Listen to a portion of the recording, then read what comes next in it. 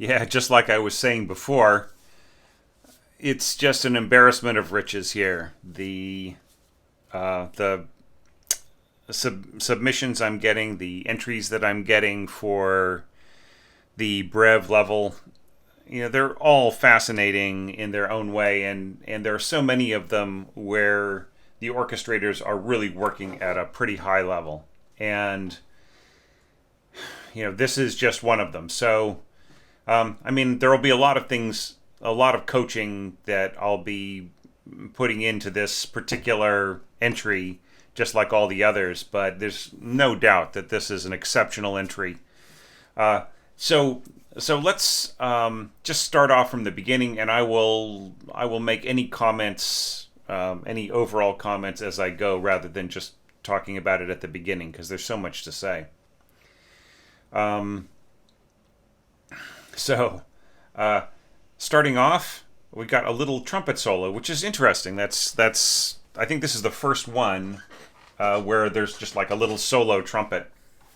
I think that I would probably say something um, like dolce or espressivo here at the beginning, just to get that, rather than just a kind of innocuous little four note statement, rather than that, just really mark it solo, and just see if the player can just play something gorgeous, if they can really make something gorgeous out of those four notes, rather than just like saying, hey, here's your four notes, then we're going to move on to the English horn, right? So yeah, so just make it more special for the player. Da da da, a little whoosh in the background, probably indicate soft mallets here. Now here you are doing something kind of tricky, and that is to go back and to either double a a harmonic pitch with a played pitch, with a normal pitch, and then just kind of going back and forth in between them. Okay, one of the things just have to caution you about here, Jaap, and that is that below G in the staff, harp harmonics are just not very convincing. Okay, so it's just like, I almost never write below, say, C in the bass staff, but like when you get below G, it just becomes less and less convincing till finally they just don't speak at all, right? I think once you get down to about maybe F or E, they don't really, it's so F sharp is just really borderline. So yeah, it's kind of, if the harpist is having an off day, it might not speak at all, right? So it's just a little risky, right down there. There are some works in the repertoire that ask for notes that low, but I just don't trust it. And most harpists are going to want, and it's not just, look, it's not just that the getting the note to speak, it's also like stretching the thumb way out there and trying to get the palm to sort of sit on the node as the thumb plucks, right? So that's another question too, like the further you reach. I've got really long arms, and I'm stretching mine out in front of me, and I'm thinking about where that F string is. Yeah, so like the player is reaching down and out. Yeah, so there's also like a physical limit to how far the player can reach. Okay. Because like the wrist is pulling back, right? Rather than just reaching all the way out to the very tip of the finger. Not impossible, but just like not the greatest, especially for a smaller harpist. Okay, now we got muted strings starting off. There's lots of string effects in this, which I'll talk about as we go. And so the second statement here is in da da da da da English horn, right? So on the same exact pitches, even though written up a perfect fifth. Okay, and what I really love about this is the trading off of timbres. Da da dum. So here we're going to octaves here. First oboe and first and only bassoon. Da da da. And as you're going on, you're getting to flute. Okay, so I'm seeing this a lot, and that is things like this: flute and oboe overlapping a phrase by just a few notes. And it's only necessary to overlap on a single note unless you really want the blended tone. Now, if you really are trying to if you're trying to do this and you really want the notes to, the instruments to trade off and imperceptibly shift from one color to the next, then what you've got to do is have a diminuendo down to like double P, triple P, and then like crescendo from pianissimo to piano, right? So you have to like crossfade, if you know what I mean, right? So crescendo into, diminuendo out of, and then over the course of a few notes. But just like scoring it like this, you'll get the blended sound for like 3 notes, and then suddenly it's on its own and you are blending with somebody else, right?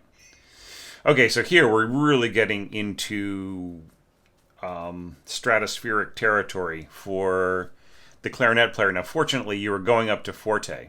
Just be aware that the clarinet is really going to dominate going up to that written F sharp sounding D sharp, right? So it's really going to, it's just going to really stick out and be really bright, and you've got no kind of cushioning or doubling or anything else from your string. So, it's just, I think it would take really fine players to get this down right. It doesn't mean you shouldn't do it, therefore, right? But yeah. And I'm not quite as sold on this sort of bip at the end, this kind of like sudden doink. What if you scored this just with a lift at the end, right? If you put a pausa at the end of these bars, right? Rather than just a staccato, right? Because it just really seems like it cuts, like it chops the nose off of the phrase really suddenly, rather than letting us gently down into the next phrase. Yeah, so as far as the texture, divisi, sul tasto, that's all cool, and you've got kind of these little touches here, these little trembling little chords kind of dropped in there. So I mean, it's all going to work out pretty well, but I would still have your trumpet player down a notch. Do you know what I mean? I mean here you're going mezzo forte to forte, but okay, so it's not so much that the brass are okay, it's that the strings are not going up to forte. So I really feel your strings need to go up to forte in order to support what's going on up here. Okay? And then maybe ease them out a little bit too. Now here you really want you want to take the mutes off, so you're kind of giving them this little space right in here. Okay, so I mean, I can understand, and then you've got some other instruments overlapping a little bit. So, yeah, I mean, it's all right.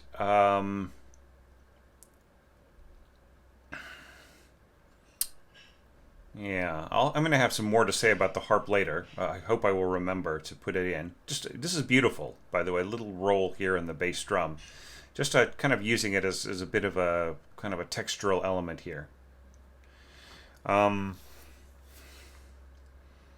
Yeah. So this all works fine. Now, going on here to the second part, the development.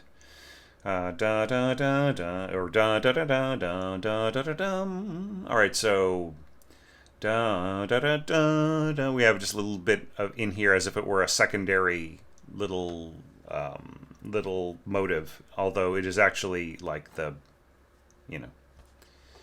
it is actually the real melody continuing on. The only problem I have right here is just like this echo again, right? It's sort of using the same.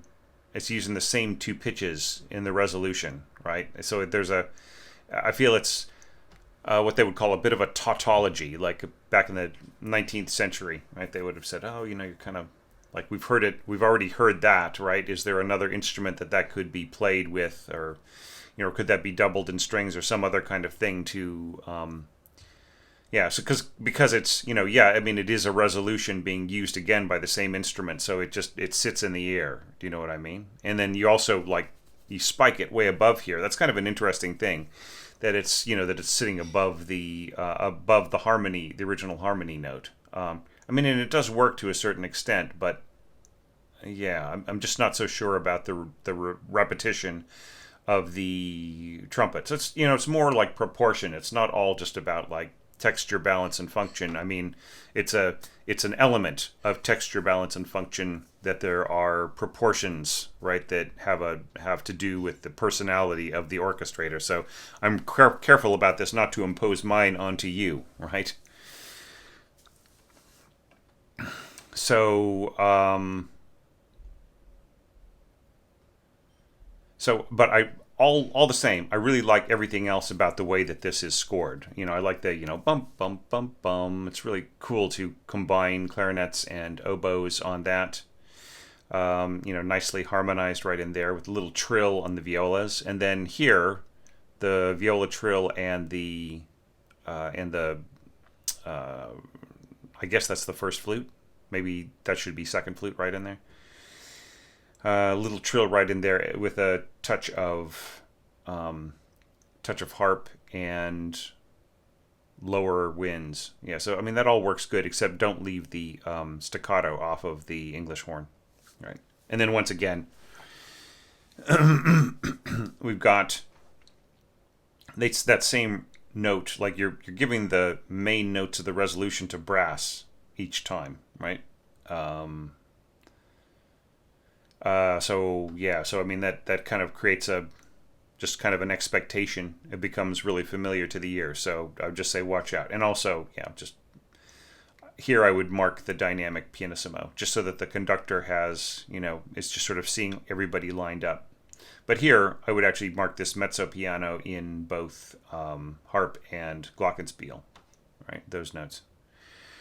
Okay, now bum bum bum bum bum. This is great. I mean, there's such an original little way of dealing with it. It's very different from the many other ways that people orchestrated this, including myself.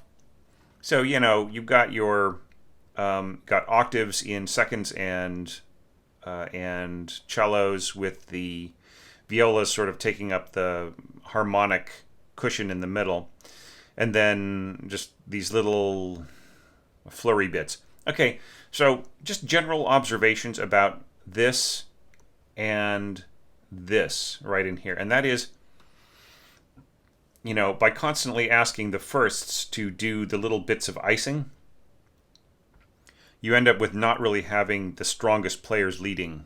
And by that I don't mean necessarily in terms like of talent, but I mean just in terms of like dynamics, right?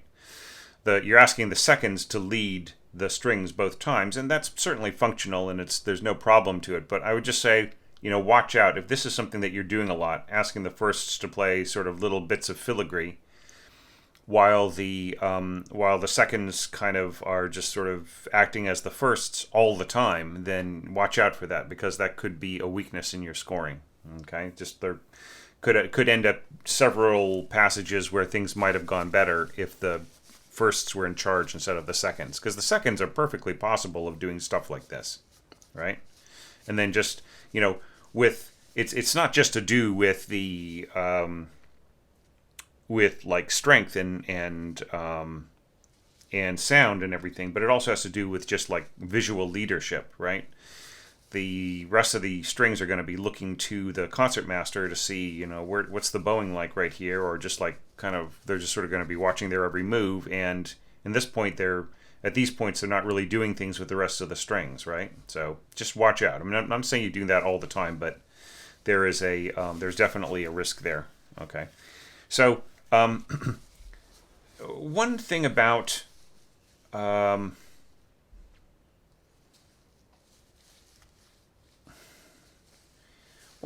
this, you've got Sol G, okay, yeah, dash to there. I think there are some other places where you might be marking Sol G and Sol D. I will have more to say about as well. Okay, but all that aside, it seems to be fine, but I just feel like there's just too much too much dynamic mixing going on right here in this passage.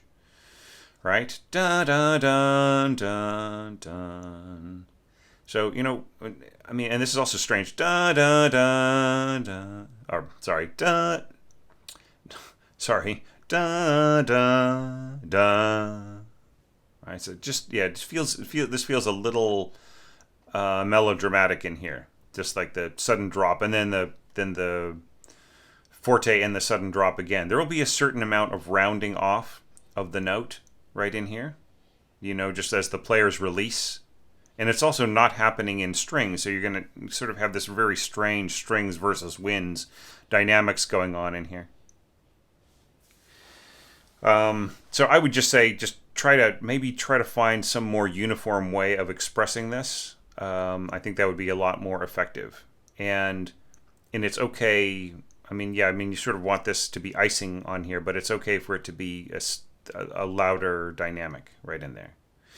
Then you've got your little reaction here, the way that you've scored it, resolution, little dash of tam-tam, tuba, and yeah, some pizzicato bass right in there. You don't really need to mark staccato and pizzicato unless you really want that pizzicato to be secco, you know, like you really want it to be dry and limited, right? So, yeah, just watch out for pizzicato and staccato. Sometimes it just gets ignored, right? You know, the player just thinks, oh yeah, right. You know, I'm just going to match the staccato articulation of wind instruments that are also playing staccato, right? So they you know they might think of that as a strategy, right? You got these other parts, rather than actually like making it shorter, right? So I mean the foolproof way is just to mark a shorter a shorter note value, right? So just like an eighth note on your pizzicato, and it's kind of like the same thing, and much clearer. But this is all fine. I think at this point you can go back to treble clef with your horns, and in fact, even here, like there's no need to go to bass clef with the you know, with your fourth horn or anything like that. I mean, it's just an F sharp, right? I mean, that's really easy for the horn players to read. If you can hear sort of furtive little suspicious noises in the background, that's my 11-year-old son who is homesick from school today. I think he's having lunch right now.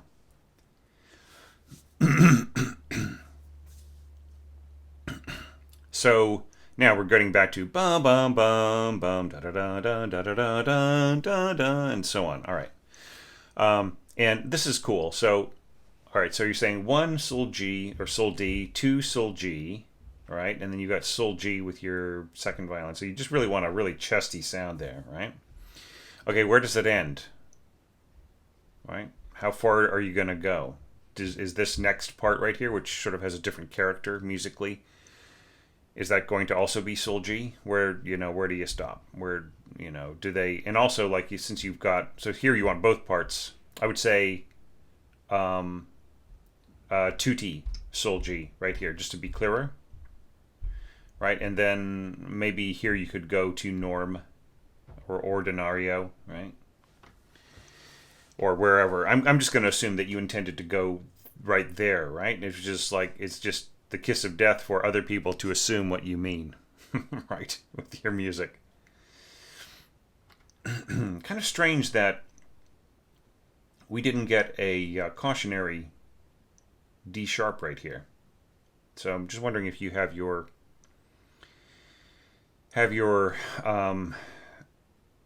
app set up to your notation app set up to cautionaries.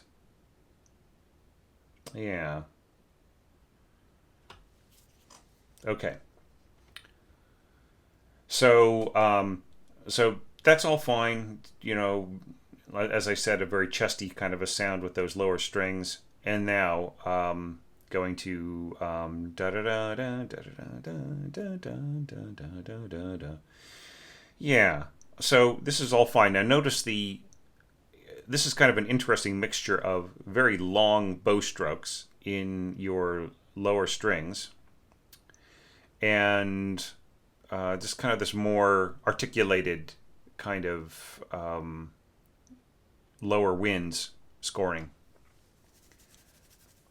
So da da, as opposed to zoom zoom zoom zoom.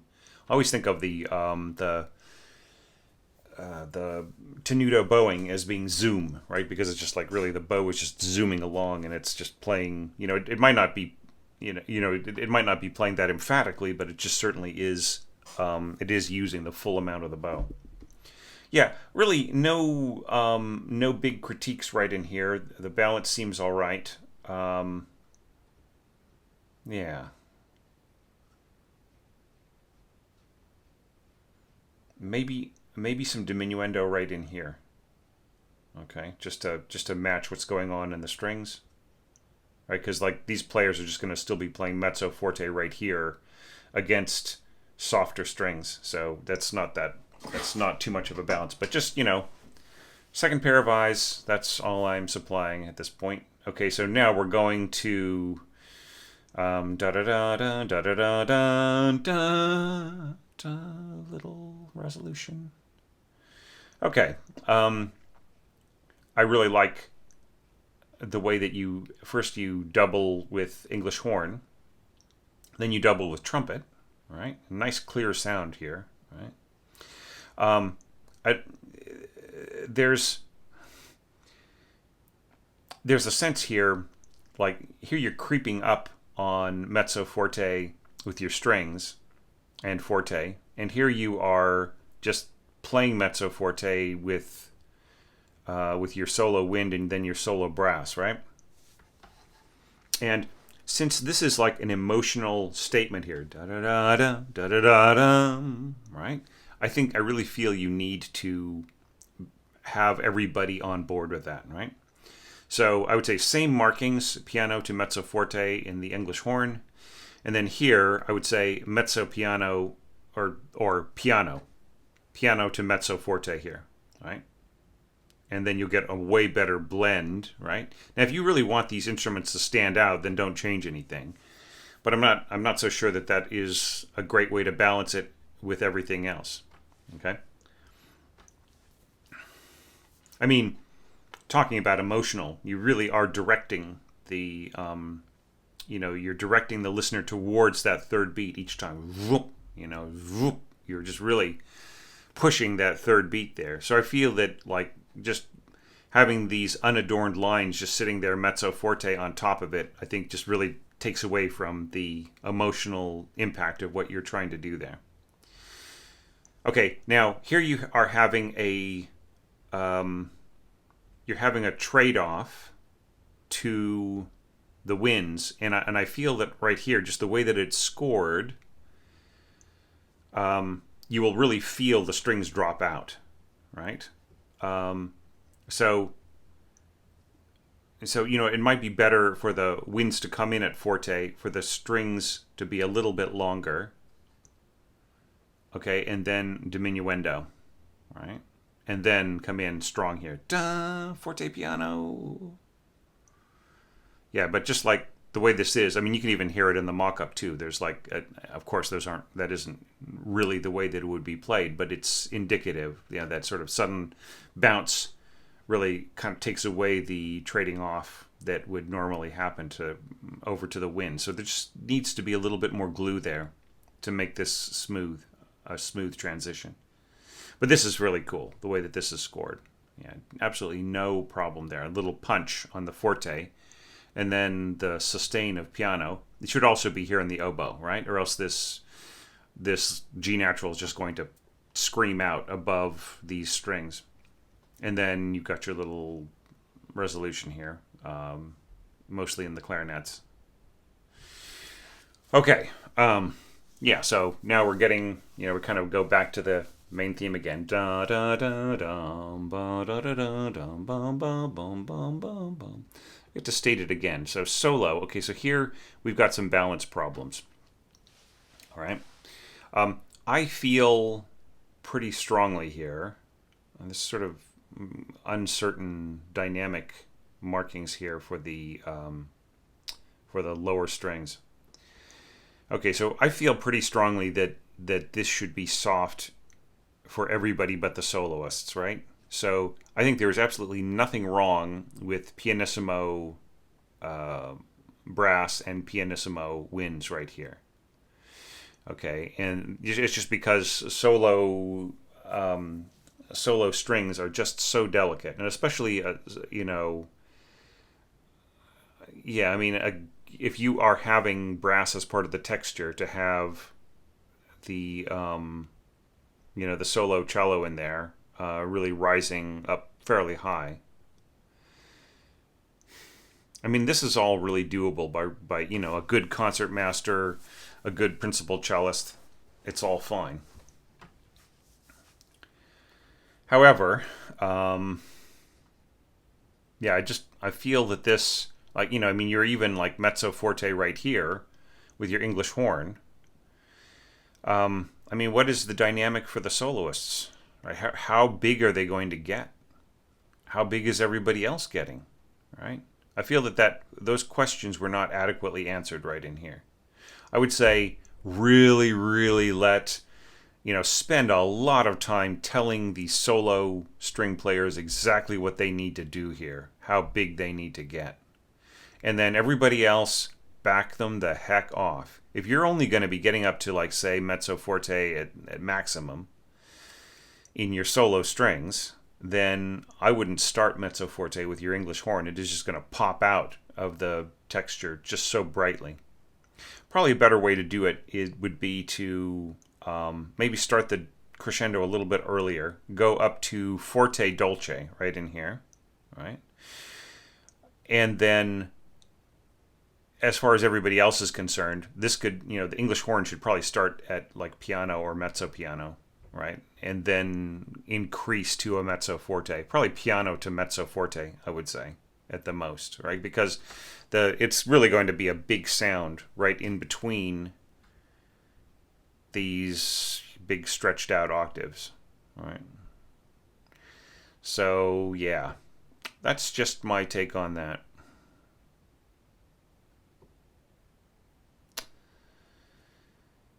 Yeah.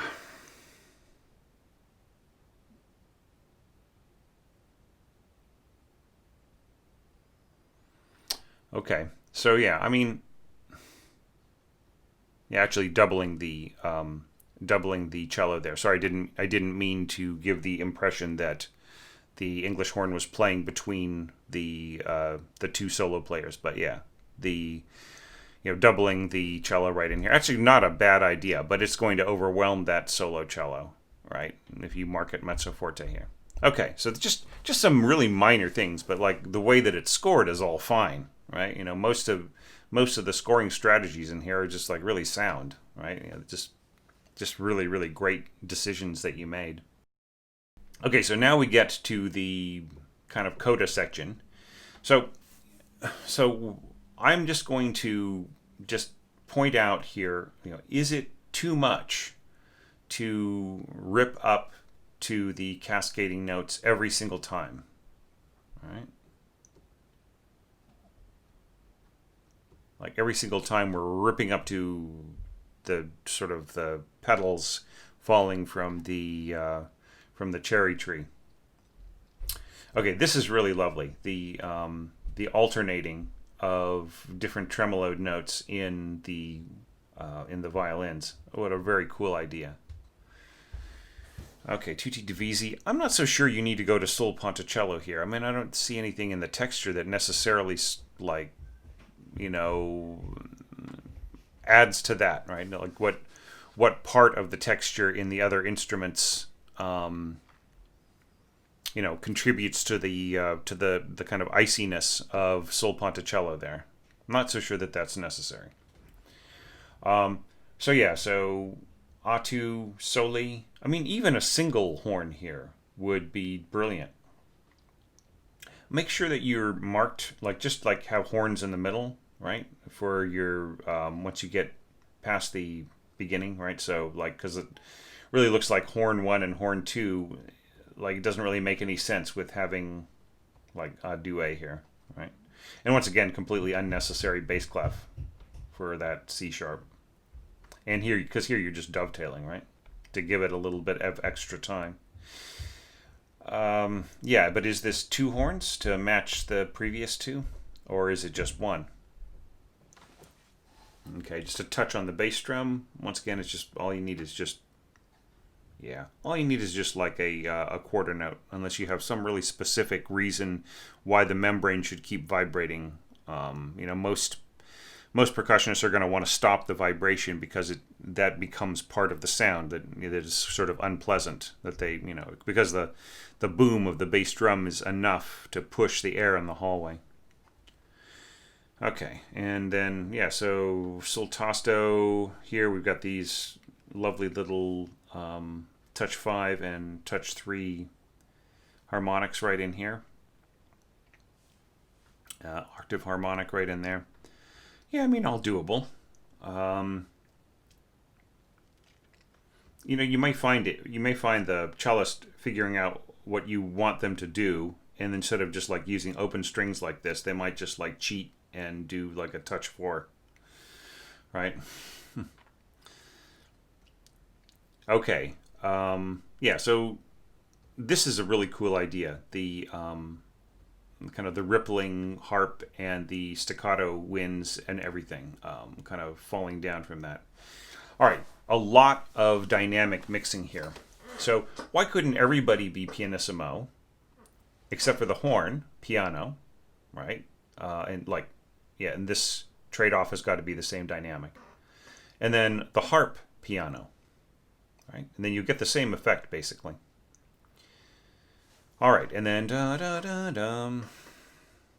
All right, and then just like bring up everybody. I notice like see your bass drum is getting louder each step, but like systematically, the rest of the orchestra isn't getting louder with each step, right? So, why not just okay? So make everybody piano, and now here make the horn mezzo piano, and the harp mezzo piano, right? And then here mezzo forte with the bassoons and horns, and everybody else kind of like mezzo piano getting bigger, right?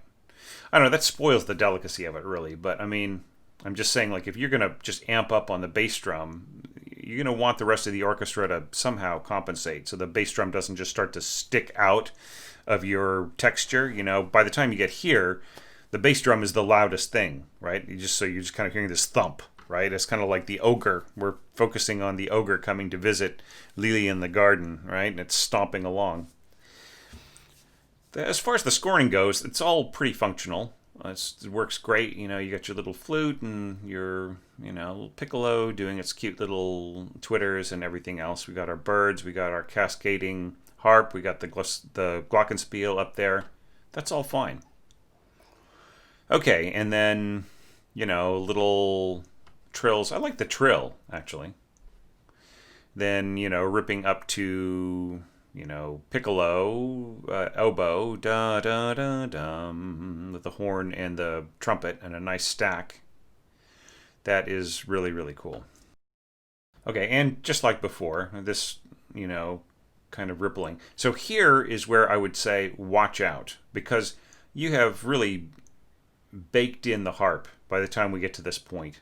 Maybe the harp just needs to shut up now, or maybe just play a couple of these like doubled notes with the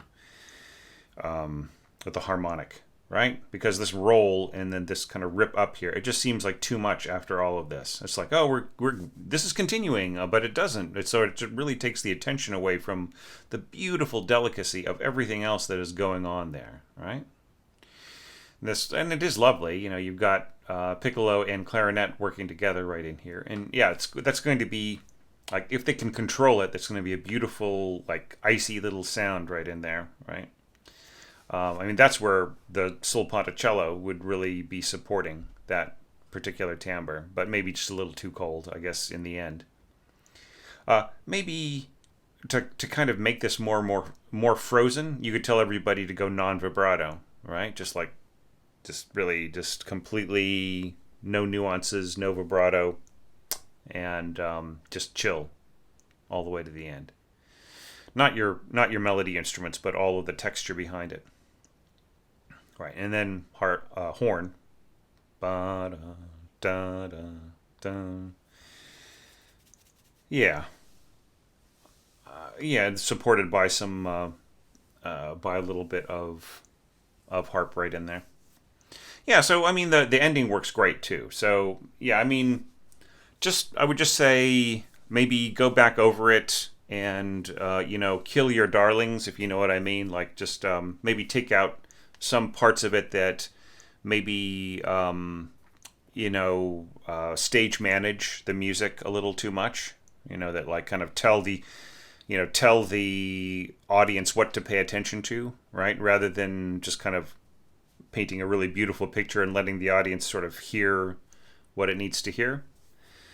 And like, hey, try to get somebody to read this, right? See if there is an orchestra near you that will play this. Wouldn't it be cool if there were orchestras all over the world that were, reading sessions and calls for scores, or just people, people who are friends of conductors, kind of handing them their arrangements of this. And wouldn't it be interesting if this orchestration challenge ended up with a few dozen performances of different arrangements all over the world? And if that happens, please do share the recording of that on the Orchestration Online Facebook group or here on Patreon, and I will make a big deal about it.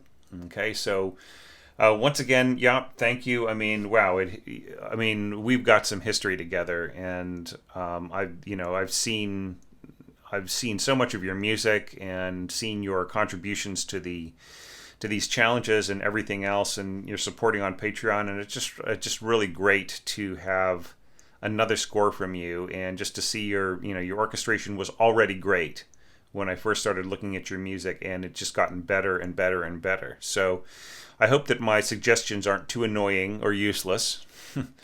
And I'm not pointing out too many things where you're thinking, oh, of course I should have taken the bass clef out there, or whatever. I hope that it's constructive in a way that goes beyond just that. So thanks again for everything, for your support, for your score, and I hope to see you again in 2021 when I'm going to offer yet another one of these challenges. I don't know if I can handle 146 entries again, or maybe I'll just have to restructure the way that I do it to make it possible. But yeah, if it keeps growing, I'm going to have to think about it. But you know what's really cool? To sort of, speaking of which, I have actually just passed the point with this evaluation, not only the halfway point of the scores that I need to evaluate for this entire challenge, but also I've gone farther. I've gone past the amount of scores that I evaluated in the previous evaluation, the 2019 orchestration challenge. So that was 75 scores. I think this is my 76th score to evaluate. So I'm well past the halfway point for all the scores, and I'm also past the point, past the amount of scores that I evaluated last year. So it's kind of cool, and I'm actually feeling a good head of steam. I think I will be able to evaluate at least one more score today, if not two or three. So let's see how that energy goes, and I will bid you a good day, and thank you again. And now for me, after a little bite, I am going to go on to the next evaluation.